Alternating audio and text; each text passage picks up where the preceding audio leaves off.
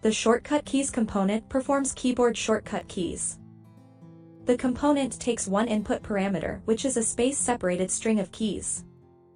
The key strings will be pressed down in order, and then released in reverse order.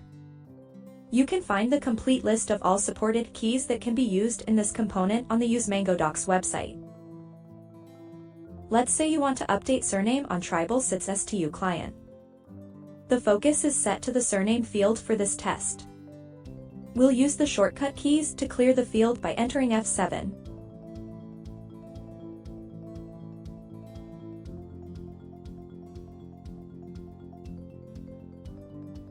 Then add the WriteText component to write the new surname to this field. To know more about how the WriteText component works, visit the link in the description. Finally, add another shortcut keys component to save these changes using Ctrl+S by providing the Ctrl+S as the parameter value to keys parameter of shortcut keys. Let's run these steps.